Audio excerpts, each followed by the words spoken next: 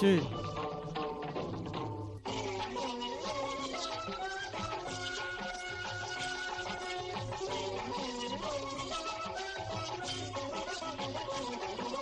ಶಂಕರ ಶಶಿಧರ ಗಜ ಚರ್ಮಾಂಬರ ಗಂಗಾಧರ ಹರನೇ ಸುಂದರ ಸ್ಮರಹರ ಗೌರಿ ಮನೋಹರ ಜಯ ಪರಮೇಶ್ವರನೇ ಶಂಕರ ಶಶಿಧರ ಗಜ ಚರ್ಮಾಂಬರ ಗಂಗಾಧರ ಹರನೇ ಸುಂದರ ಸ್ಮರಹರ ಗೌರಿ ಮನೋಹರ ಜಯ ಪರಮೇಶ್ವರನೇ ಜಯ ಜಯ ಶಂಕರನೇ ಜಯ ವಿಶ್ವೇಶ್ವರನೇ ಜಯ ಜಯ ಶಂಕರನೇ ಜಯ ವಿಶ್ವೇಶ್ವರನೇ.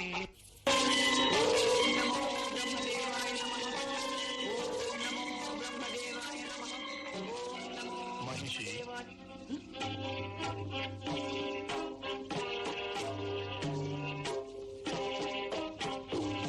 ತಂದೆ ಬ್ರಹ್ಮದೇವ ನಮೋ ನಮಃ.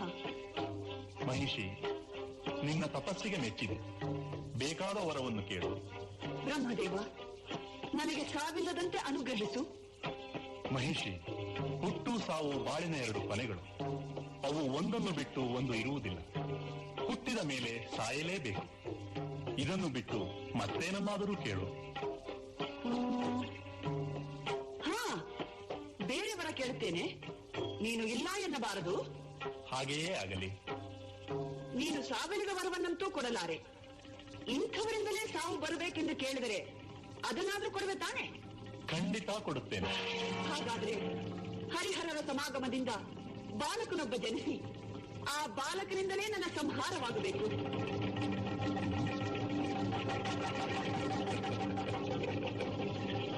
ತಥಾಸ್ತು.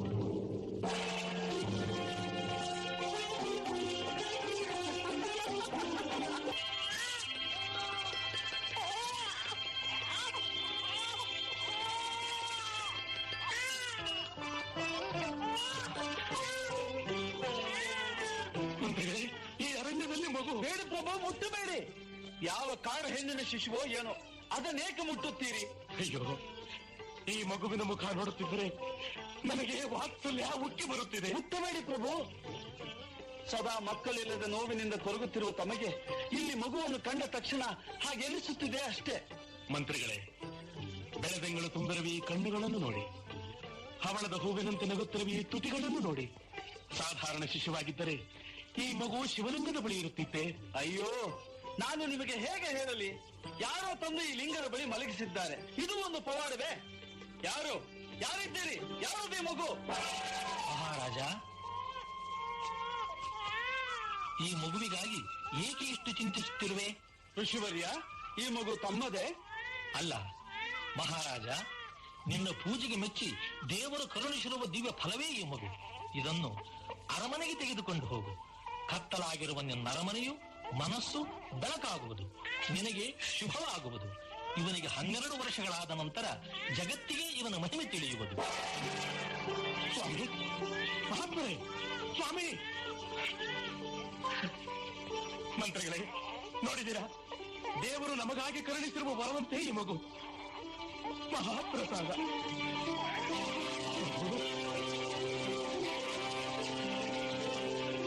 ಇಂದು ನಮ್ಮ ಭಾಗ್ಯವೇ ಭಾಗ್ಯ, ನಮ್ಮ ಭಾಗ್ಯವೇ ಭಾಗ್ಯ, ನಮ್ಮ ಭಾಗ್ಯವೇ ಭಾಗ್ಯ.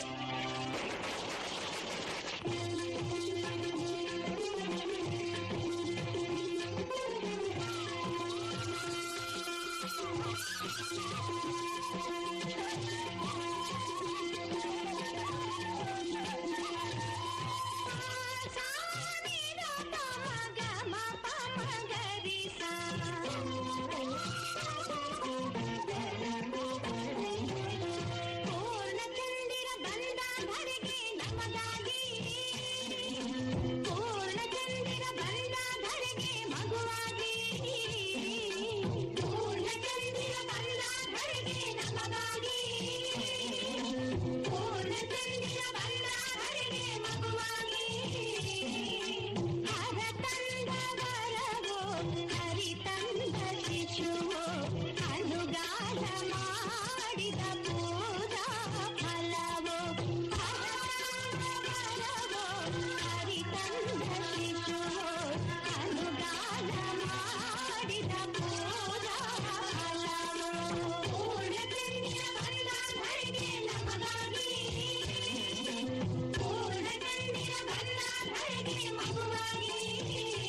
ಗುರುದೇವರಿಗೆ ನಮೋ ನಮಃ. ದೀರ್ಘಾಯುಷ್ಮಾನ್ ಭವ. ಗುರುಗಳೇ, ಕಲಿಸಿದ ವಿದ್ಯೆಗೆ ಬೆಲೆ ಕಟ್ಟುವುದು, ಆಕಾಶದ ಉದ್ದ ಅಗಲಗಳನ್ನು ಅಳೆಯುವುದು ಎರಡೂ ಒಂದೇ. ಆದರೆ ಕರ್ತವ್ಯ ದೃಷ್ಟಿಯಿಂದ ಗುರುದಕ್ಷಿಣೆ ತಂದಿದ್ದೇನೆ, ಕೃಪೆ ಮಾಡಿ ಸ್ವೀಕರಿಸಬೇಕು. ಮಂತ್ರಿಗಳೇ, ನಮ್ಮ ಮಣಿಕಂಠನ ಪಟ್ಟಾಭಿಷೇಕ ಮಹೋತ್ಸವವು ಬಹಳ ವೈಭವದಿಂದ ನಡೆಯಬೇಕು. ಬರುವ ಅತಿಥಿಗಳಿಗೆ ಎಲ್ಲಾ ಅನುಕೂಲಗಳನ್ನು ಮಾಡಿಕೊಡಬೇಕು. ಯಾರೊಬ್ಬರೂ ಅಸಂತುಷ್ಟರಾಗಕೂಡದು. ಅನ್ನದಾನ, ಗೋದಾನ, ಸುವರ್ಣ ದಾನಗಳು ಧಾರಾಳವಾಗಿ ನಡೆಯಲಿ. ಬಂದವರೆಲ್ಲ ಸಂತುಷ್ಟರಾಗಿ ನಮ್ಮನ್ನು ಹರಸಲಿ. ತಮಗೆ ಆ ಚಿಂತೆಯೇ ಬೇಡಿ ಪ್ರಭು, ಎಲ್ಲವೂ ತಮ್ಮ ಮನಸ್ಸಿನಂತೆಯೇ ನಡೆಯುವುದು. ಪ್ರಭು ಪ್ರಭು ಪ್ರಭು ಪ್ರಭು ಮಹಾರಾಣಿಯವರು ಉದರಶೂಲೆಯಿಂದ ನರಳುತ್ತಿದ್ದಾರೆ. ವೇದನೆ ತಾಳಲಾರದೆ ಅಳುತ್ತಿದ್ದಾರೆ. ಕ್ಷಮಿಸಿ.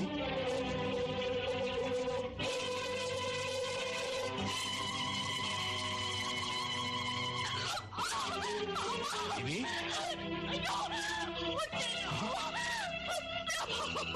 ದೇವಿ, ದೇವಿ, ಏನಾಯಿತು?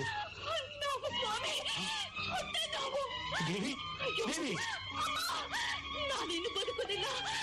ಈ ನೋವನ್ನು ತಾಳಲಾರೆ. ಅಯ್ಯೋ ದೇವರೇ, ಮಣಿಕಂಠನ ಪಟ್ಟಾಭಿಷೇಕವನ್ನು ನೋಡುವ ಭಾಗ್ಯ ನನಗಿಲ್ಲವೇ? ದೇವಿ,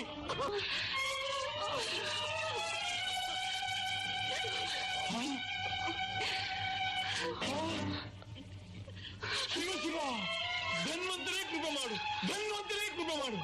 ವೈದ್ಯರೇ, ಇದೇನು ಖಾಯಿಲೆ? ಅಸುರ ಉದರ ಶೂಲೆ ಎಂದು ನರಮಾಂಸ ಭಕ್ಷಕರಾದ ರಾಕ್ಷಸರಿಗೆ ಬರುವಂತಹ ಹೊಟ್ಟೆ ನೋವು. ಇದಕ್ಕೆ ಔಷಧಿ ನನ್ನ ಬಳಿ ಇದೆ. ಹಿಮಾಲಯದಿಂದ ತಂದಿರುವ ಅಶ್ವಿನಿ ಮೂಲಿಕೆ, ಅದನ್ನು ಸೇವಿಸಿದರೆ ಸಾಕು. ಎಂಥ ಉದರ ಶೂಲೆಯಾದರೂ ಸರಿ, ಕ್ಷಣ ಮಾತ್ರದಲ್ಲಿ ಗುಣವಾಗುವುದು. ಅದನ್ನು ಬೇಗ ಕೊಡಿ ವೈದ್ಯರೇ. ಸಾಧ್ಯವಿಲ್ಲಲ್ಲ ಪ್ರಭು. ಏಕೆ? ಆ ಮೂಲಿಕೆಯನ್ನು ಅರೆದು ಹುಲಿಯ ಹಾಲಿನಲ್ಲಿ ಬೆರೆಸಿ ಕುಡಿಸಬೇಕು. ಹುಲಿಯ ಹಾಲು ಅದು ಸಿಗದಿದ್ದರೆ ಏನೂ ಪ್ರಯೋಜನವಿಲ್ಲ. ಮಂತ್ರಿಗಳೇ, ಈಗೇನು ಮಾಡುವುದು? ದಿಕ್ಕೇ ತೋಚುತ್ತಿಲ್ಲ ಮಹಾಪ್ರಭು. ಕಾಡಿಗೆ ಹೋಗುವವರು ಯಾರು? ಬರಿ ಹಾಕಿರುವ ಹೆಣ್ಣು ಹುಲಿಯನ್ನು ಹುಡುಕುವವರು ಯಾರು? ಅದನ್ನು ಹಿಡಿದು ಹಾಲು ಕರೆಯುವವರು ಯಾರು? ಅಯ್ಯೋ ದೇವರೇ, ಈಗ ನಾನೇನು ಮಾಡಲಿ?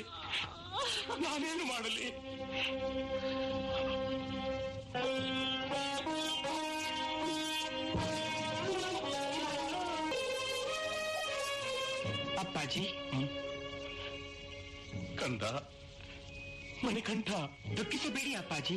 ಹುಲಿಯ ಹಾಲನ್ನು ನಾಳೆ ತರುತ್ತೇನೆ. ಕಂದ, ಸಿಂಹಾಸನದ ಮೇಲೆ ಕೂರಿಸಬೇಕಾದ ನಿನ್ನನ್ನು ಹುಲಿಯ ಬಾಯಿಗೆ ತಳ್ಳಲೆ? ಬೇಡ ಮಗು, ಬೇಡ. ನೀವು ಧೈರ್ಯವಾಗಿರಿ ಅಪ್ಪಾಜಿ, ನನಗೇನೂ ಆಗುವುದಿಲ್ಲ.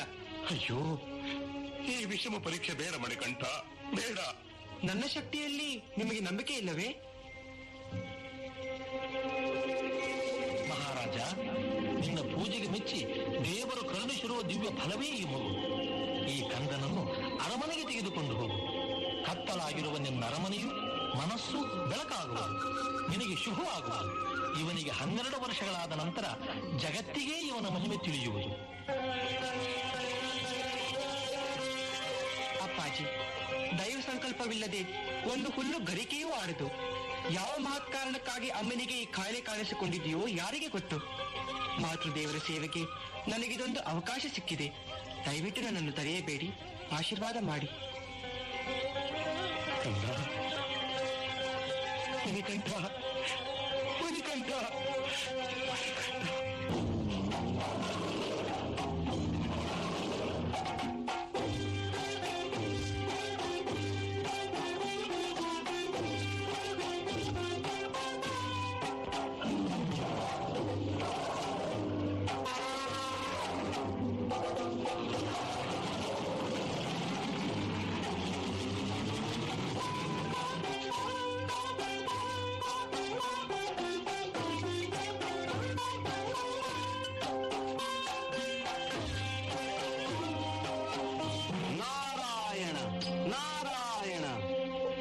ಪೂಜ್ಯರಿಗೆ ನಮಸ್ಕಾರ. ಮಣಿಕಂಠ, ಈ ಕ್ಷಣವೇ ನೀನು ದೇವಲೋಕಕ್ಕೆ ದಯಮಾಡಿಸಬೇಕು. ಏಕೆ? ಎಲ್ಲವನ್ನೂ ತಿಳಿದಿರುವ ಮಹಾಜ್ಞಾನಿ ನೀನು. ಆ ರಾಕ್ಷಸಿ ಮಹಿಷಿ ದೇವಲೋಕಕ್ಕೆ ನುಗ್ಗಿ ಅಮೃತಕ್ಕಾಗಿ ದೇವೇಂದ್ರನನ್ನು ನಾನಾ ರೀತಿ ಹಿಂಸಿಸುತ್ತಿದ್ದಾಳೆ. ನೀನು ಯಾವ ಕಾರಣಕ್ಕಾಗಿ ಜನ್ಮವೆತ್ತಿರುವೆಯೋ ಅದನ್ನು ಪೂರೈಸುವ ಸಮಯ ಬಂದಾಯಿತು. ಆ ಮಹಿಷಿಯನ್ನು ಸಂಹರಿಸಿ ಈ ಮಹತ್ತರವಾದ ಲೋಕ ಕಲ್ಯಾಣ ಕಾರ್ಯವನ್ನು ಪೂರ್ಣಗೊಳಿಸು. ದೇವತೆಗಳಿಗುಂಟಾಗಿರುವ ರಾಕ್ಷಸ ಭೀತಿಯನ್ನು ತಪ್ಪಿಸು. ನಾರಾಯಣ. ನಿಲ್ಲು. ಮೊದಲು ನಿನ್ನ ಪ್ರಾಣವನ್ನು ಉಳಿಸಿಕೊ, ಆನಂತರ ದೇವಲೋಕದ ಮಾತನಾಡು. ಯಾರದು ಮರೆಯಲ್ಲಿ ನಿಂತು ಈ ಮಹಿಷಿಯ ಪ್ರಾಣದ ವಿಷಯ ಮಾತನಾಡುತ್ತಿರುವುದು? ಧೈರ್ಯವಿದ್ದರೆ ಎದುರಿಗೆ ಬಾ.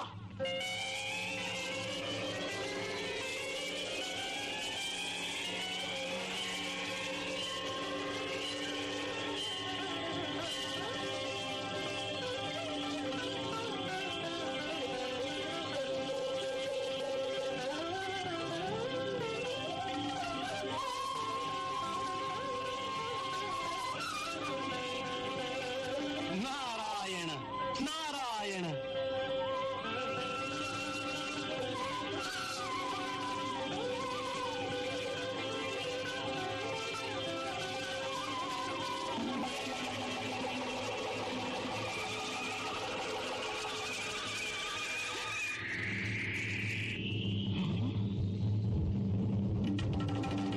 ಯಾರು ನೀನು? ನಾನು ಮಣಿಕಂಠ. ಆ ವಿಷಕಂಠನಿಗೆ ಹೆದರದ ನಾನು ಮಣಿಕಂಠನಿಗೆ ಹೆದರುವೆನೇನು? ನೀನೇನೋ ಬಾಲಕ.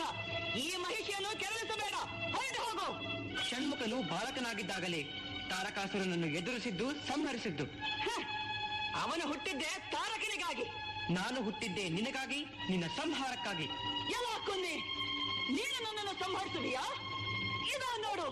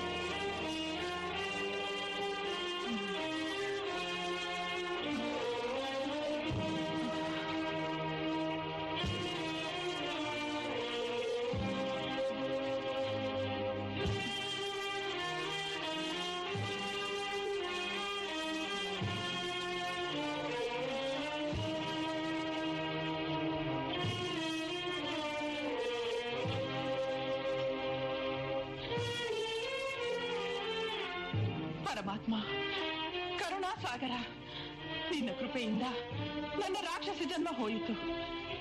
ಕಾವಾಲ ಋಷಿಯ ಮಗಳಾಗಿ ಹುಟ್ಟಿ ಮಹಾ ತಪಸ್ವಿಯ ಕೈ ಹಿಡಿದು ಅಜ್ಞಾನದಿಂದ ಪತಿಯೊಡನೆ ಕಾಮಾತ್ರಳಾಗಿ ನಡೆದುಕೊಂಡು ಆತನ ತಪಸ್ಸಿಗೆ ಅಡ್ಡಿ ಮಾಡಿದ ಕಾರಣ ಶಾಪಗ್ರಸ್ತಳಾಗಿ ರಾಕ್ಷಸ ಜನ್ಮವೆತ್ತಿದೆ. ಮಾಡಬಾರದ ಪಾಪಗಳನ್ನು ಮಾಡಿದೆ. ನನ್ನ ಅಪರಾಧಗಳನ್ನೆಲ್ಲ ಮನ್ನಿಸು ಸ್ವಾಮಿ, ಮನ್ನಿಸು. ನೀನು ರಾಕ್ಷಸ ಜನ್ಮ ಪಡೆದ ಕಾರಣದಿಂದ ಹರಿಹರ ಪುತ್ರ ಜನಿಸಬೇಕಾಯಿತು. ಈ ಮಹಾಶಕ್ತಿಯ ಅವತಾರಕ್ಕೆ ಕಾರಣವೇ ನೀನು. ಈ ದೇವದೇವನ ದರ್ಶನದಿಂದ ನಿನ್ನ ಪಾಪಗಳೆಲ್ಲ ಬೆಂಕಿಗೆ ಸೋಕಿದ ಕರ್ಪೂರದ ಗಿರಿಯಂತೆ ಸುಟ್ಟು ಹೋದವು. ಹೌದು, ನೀನೀಗ ಪವಿತ್ರಳಾದೆ. ಇನ್ನು ಮುಂದೆ ನನ್ನ ಸನ್ನಿಧಿಯಲ್ಲೇ ನೆಲೆಸಿ ಮಾಳಿಗೆ ಪುರತ್ತಮ್ಮ ಎಂಬ ಹೆಸರಿನಿಂದ ಪ್ರಸಿದ್ಧಳಾಗು. ಭಕ್ತರ ಪೂಜಾ ಗೌರವಗಳನ್ನು ಸ್ವೀಕರಿಸಿ ಅವರ ಕಷ್ಟಗಳನ್ನು ಪರಿಹರಿಸು. ಕೃತಾರ್ಥಳಾದೆ. ಈ ಗಿರಿಯಲ್ಲಿಯೇ ನೆಲೆಸಬೇಕು. ಶರಣು ಎಂದು ಬಂದವರ ಕಷ್ಟಗಳನ್ನು ನಿವಾರಿಸಿ ನೆಮ್ಮದಿ ಕೊಡಬೇಕು ತಂದೆ. ಆಗಲಿ, ನಿನ್ನಿಷ್ಟದಂತೆ ಆಗಲಿ. ನೀನು 18 ಬಾರಿ ಪ್ರದಕ್ಷಿಣೆ ಮಾಡಿ ನಮಸ್ಕರಿಸಿ ಬೇಡಿದ ಬೇಡಿಕೆಯಂತೆ ನಾನು ಇನ್ನು ಮುಂದೆ ಈ ಶಬರಿಮಲೆಯಲ್ಲೇ ನೆಲೆಸುವೆನು. ನನ್ನ ಮಂದಿರಕ್ಕೆ 18 ಮೆಟ್ಟಿಲುಗಳಿದ್ದು ಅವು 18 ಸಿದ್ಧಿಗಳ ಸಂಕೇತವಾಗಿರುವವು. ಬರುವ ಭಕ್ತರು ಪ್ರತಿ ವರ್ಷವೂ ಒಂದೊಂದು ಸಿದ್ಧಿಯನ್ನು ಪಡೆಯುವರು. 18 ವರ್ಷಗಳು ನಿರಂತರವಾಗಿ ಈ ಪುಣ್ಯ ಭೂಮಿಗೆ ಬಂದು ದರ್ಶನ ಮಾಡಿದವರು ಸಿದ್ಧ ಪುರುಷರಾಗಿ ಮೋಕ್ಷವನ್ನು ಪಡೆಯುವರು. ಧನ್ಯರಾದೆ ತಂದೆ, ಧನ್ಯರಾದೆ.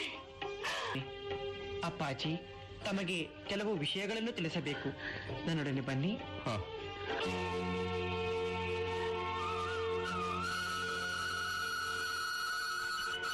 ಅಪ್ಪಾಜಿ, ಈಗ ನಾನು ಬಿಡುವ ಈ ಬಾಣ ಎಲ್ಲಿ ಬೀಳುವುದೋ ಆ ಸ್ಥಳದಲ್ಲಿ ನನಗೊಂದು ಮಂದಿರ ಕಟ್ಟಿಸಿ ಅಲ್ಲಿಗೆ ಪರಶುರಾಮರು ಬರುತ್ತಾರೆ. ಅವರಿಂದ ನನ್ನ ಪ್ರತಿಮೆಯನ್ನು ಪ್ರತಿಷ್ಠಾಪನೆ ಮಾಡಿಸಿ ನನ್ನ ಗುಡಿಯ ಮುಂದೆ 18 ಸಿದ್ಧಿಗಳ ಸಂಕೇತವಾದ 18 ಮೆಟ್ಟಿಲುಗಳನ್ನು ಕಟ್ಟಿಸಿ ಪ್ರತಿ ವರ್ಷವೂ ಇರುಮುಡಿಯನ್ನು ಹೊತ್ತು ಬರುವ ಭಕ್ತರು ಅದನ್ನೇರಿ ಸಕಲ ಸಿದ್ಧಿಯನ್ನು ಪಡೆಯುವರು.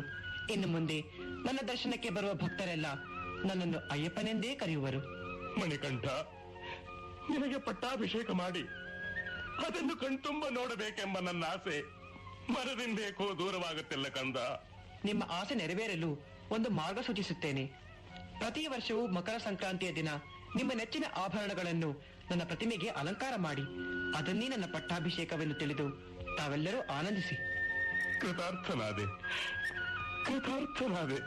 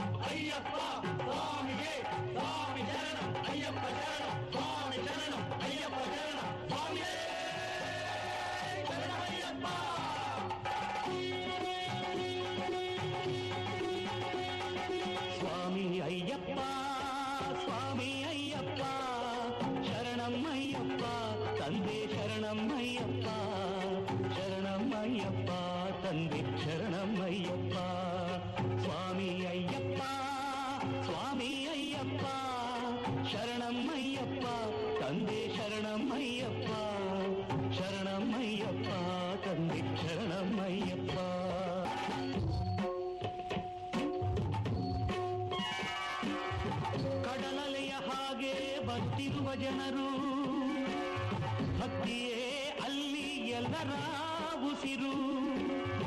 18 ಮೆಟ್ಟಿಲ ಏರುತ್ತಲಿರಲು ಎಲ್ಲರೆದೆಯಲ್ಲಿ ಹರುಷದ ಹೊನಲು. ತುಪ್ಪದ ಅಭಿಷೇಕ, ಗಂಧದ ಅಭಿಷೇಕ, ಧರ್ಮಶಾಸ್ತ್ರನಿಗೆ ಹಲವು ಅಭಿಷೇಕ. ಕೋಟಿ ಕಂಗಳಿಗೆ ಅದು ದೇವಲೋಕ.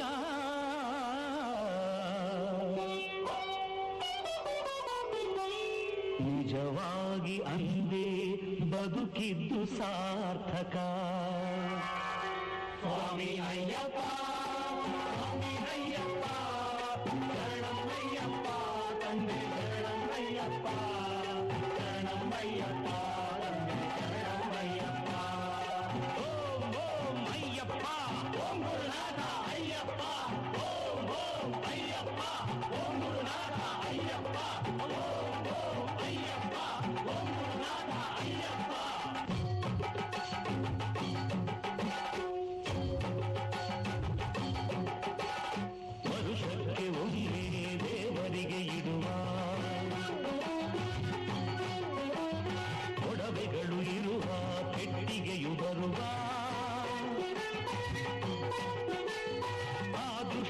ನಿನ್ನನ್ನು ಕಾಣುವುದೇ ಭಾಗ್ಯ 100 ಜನುಮಗಳು ತಂದಿರುವ ಪುಣ್ಯ